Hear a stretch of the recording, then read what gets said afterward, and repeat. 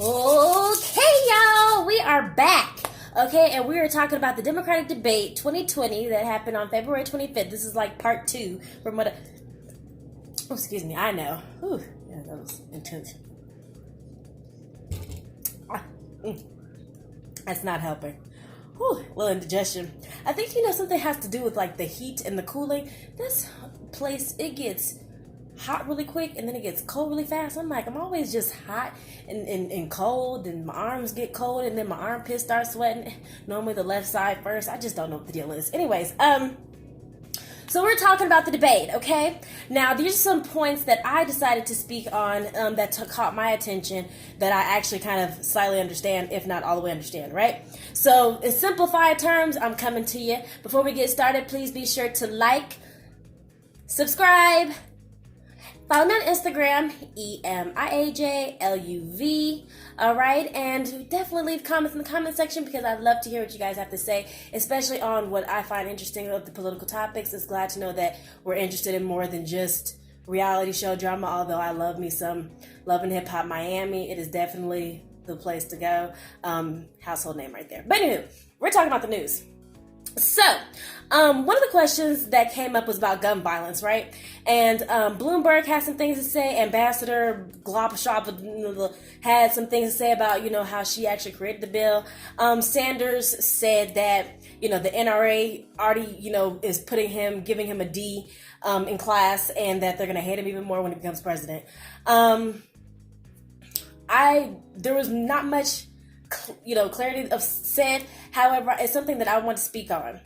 This is my thing about America and stuff. The land of the free, all these other things like that. You should be free to have these. You should be free to have this. You should be free to do this and do that, right? Perfectly fine. Do what you want. Do as you please. Whatever. But the reason that freedom, and then, especially in this day and age, we're like, yeah, freedom my behind, but we're not so free, is because y'all keep doing dumb stuff, If you didn't want anybody to regulate guns, if you didn't want anybody to tell you what to do and what not to do and how to have a gun, then stop doing stupid stuff. At this point, there is an all-time rise with this whole gun violence thing. And it started off from what I learned actually through the debate was that it started off with the last generation.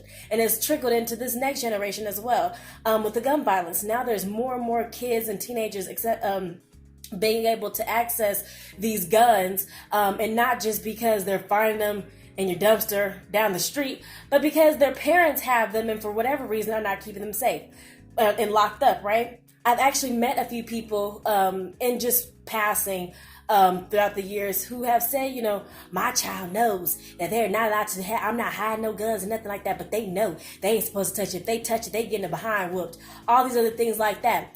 But even to that point, it's like, well, when these kids start growing up and they start feeling sad and upset and whatever, then, your emotions are all times of skyrocketed, especially as a teenager. You think that they're not going to be like, oh, this seems like a good idea.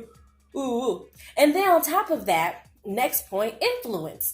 Okay, the influence of these guns and stuff like that, like in the movie Queen and Slim, this young boy, he goes and he's like, yeah, stand up to the cop. Ooh. And, they had to do with a racial cop who shot her, unnecessarily. And then, they were out to defend themselves type of situation, a very hectic, problematic, situation. This little boy goes and finds the black man who says, just go and leave. And he's just finding all this anger inside him that he don't even understand and know where it's coming from. #ignorance. And just shoots him in the face. And it's like, what the heck is wrong with you? Kids, as they always say, don't know no better. Don't do what you want them to do when you want them to do it. And they're not clear and all the time in thinking. No matter how smart your kid is, they're still young enough to be stupid. And especially as these adults are, being raised still racist, being raised still just angry, growing up hateful because of whatever type of situation they have. It just puts you in a mindset. And right now, America at least is on some straight up PTSD action. Okay, it's like you just flinch for every doggone thing. And, guns right now are not the safest thing and stuff. Period. Just period. They're not. And they're very quick. It's like, it's crazy. I was just my boyfriend, he was shaving, and he had this long hair, and he forgot to shave it, okay? And it just caught my eye. I was like, oh my gosh, like, I just want to pull your hair. He didn't let me, but he said I could shave it with the electronic razor. And I was like, oh yeah, cool. This is the razor, okay? This razor right here, shaving it so close to his face, it gave me so much power to even do that. I was like, I couldn't help myself.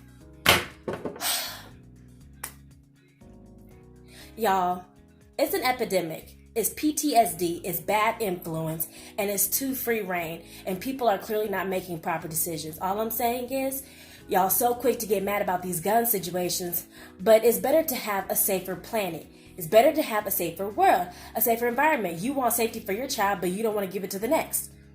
You know, and vice versa. You guys don't want to discipline your kids, but you also want to sit there and, you know, pay the way illegally for them to get into super duper rich colleges and stuff like that. You know, you're rich, but yeah, you stole. Like, it doesn't make any sense. If you would just do common sense practices, maybe you wouldn't have these rules coming to you. Now, that's all I have to say about that. I'm not going to continue because there's definitely some other topics, and I'm trying not to make this video too long. So, another thing was about expanding charter schools and things like that. Bloomberg said that, well, there was a topic first that was talking about the student loan debt and how, you know, student loan debt definitely needs to have a plan to be nipped in the bud ASAP. Now, I don't exactly know what a charter school is. I tried to look it up. A public school, I guess, is free, you know, and stuff like that. Charter school, not really clear. Some certain things I like to ask you guys questions about and see what you guys have to say.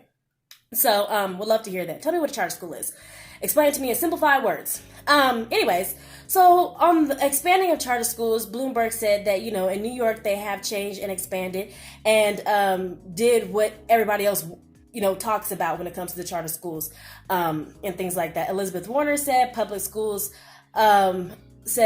she keeps, you know, to keep that public school should keep the public school money, as well as hiring someone who has better staff and hiring someone in the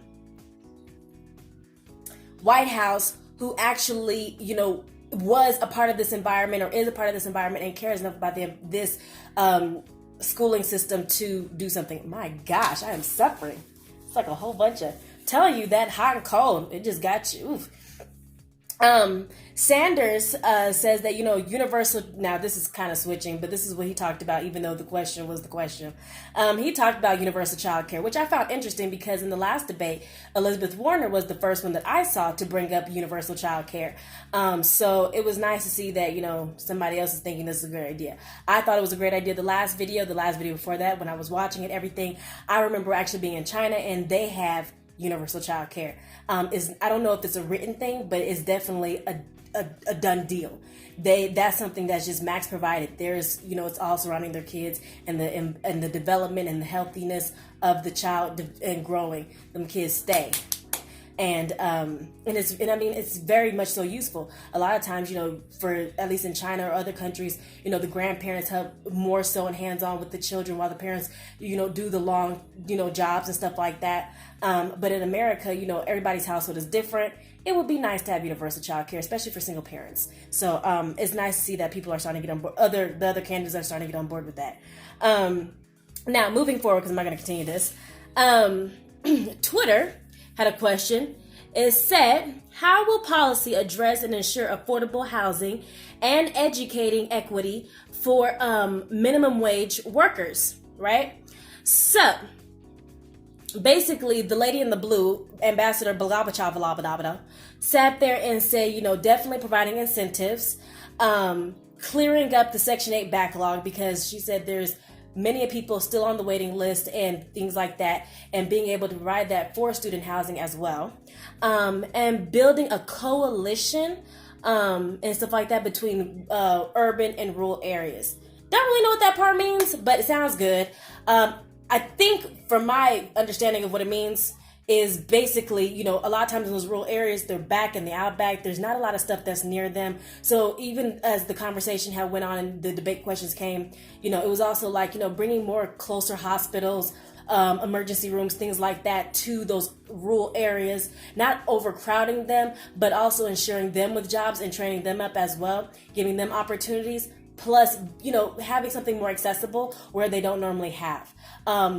Which I find interesting because a lot of times people who move to those rural areas don't want a lot of activity, and they want to be kind of isolated. So I don't know how that would work, seeing as that's kind of bringing more towards that area and building it up. And stuff like that. Now, going into another part of this, Elizabeth Warner said that the discrimination against African Americans and Latinos to buy homes and not be cheated. So, that's the note I took. Bloomberg said that, and I'm still learning what this means, so I'm not going to explain it yet because I don't want to explain it wrong.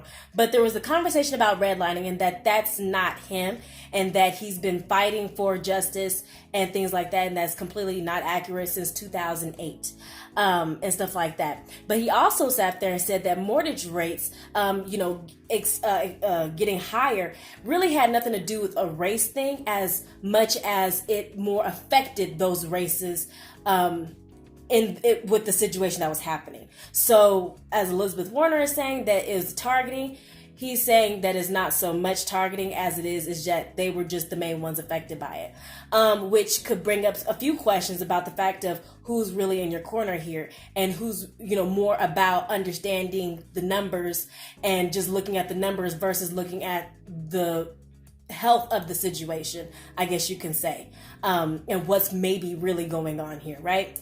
Because even with him saying that and it affecting more so our communities, I didn't hear from him anything about how to, still help with that. You know what I'm saying?